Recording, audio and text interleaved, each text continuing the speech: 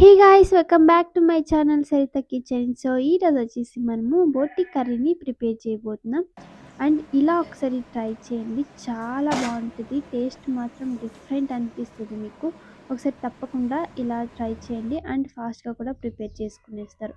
ఇప్పుడు ఒక పాన్ పెట్టుకొని మసాలా ప్రిపేర్ చేద్దాం. పాన్ పెట్టుకొని అల్లం, వెల్లుల్లి అండ్ 1 ఆనియన్, కొంచెం కొబ్బరి, పచ్చి కొబ్బరి ఇవంతా ఆయిల్‌లో ఫ్రై చేసుకోవాలి. ఫ్రై చేసుకున్న తర్వాత కొంచెం గోల్డెన్ కలర్ వచ్చేంత వరకు వీటిని వేయించుకునేసి ఇందులోకి కొంచెం పుదీనా కూడా యాడ్ చేసుకొని ఆయిల్‌లోనే ఫ్రై చేసుకోండి.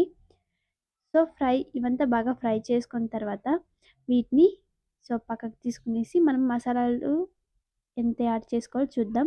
అండ్ ఒక 2 టేబుల్ స్పూన్ కారం, కొంచెం పసుపు, ఒక 3 టేబుల్ స్పూన్ దాకా ధనియా పౌడర్, అలాగే చెక్క, లవంగి, కొత్తిమీర ఇవంతా గ్రైండ్ చేసుకునేసి పక్కకు పెట్టుకునేసేయాలి. అండ్ ఇంకొక పక్క ప్యాన్ పెట్టుకొని ఆయిల్ వేసుకొని ఆవాలు వేసిన తర్వాత ఇందులోకి ఇప్పుడు మనము ఫస్టే మసాలా ప్రిపేర్ చేసుకున్నాం కదా! ఆ మసాలాని యాడ్ చేసేసేయాలి. ఏసేసి ఒకసారి అంతా మిక్స్ చేసేయండి. మసాలా అంతా ఇలా ఒకసారి మిక్స్ చేసుకున్న తర్వాత ఇందులోకి కొంచెం వాటర్ అనేది ఇప్పుడు యాడ్ చేసుకునేసేయండి.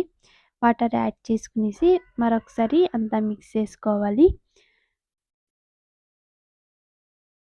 ఒకసారి అంతా మిక్స్ చేసేసిన తర్వాత ఇందులోకి ఫైనల్‌గా మనము బోటిని మొదలే క్లీన్ చేసుకొని, వాష్ చేసుకొని పెట్టుకున్న తర్వాత వాటిని వేసేసి ఒకసారి అంతా మసాలాలో మిక్స్ చేసేయండి.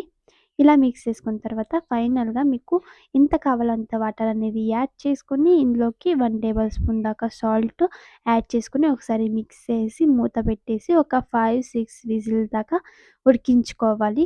ఇవి ఉడకాలంటే కొంచెం టైం పడుతుంది. చెప్పాను కదా! ఒక 5, 6 విజిల్స్ వరకు పెట్టుకోవాలి. మనకి ఒక 5 విజిల్ తర్వాత చూడండి కర్రీ అనేది మనకి ప్రిపేర్ అయిపోయింది. ఇలా ఈజీ ప్రాసెస్‌లో మీరు ప్రిపేర్ చేసుకోవచ్చు బోటి కర్రీని.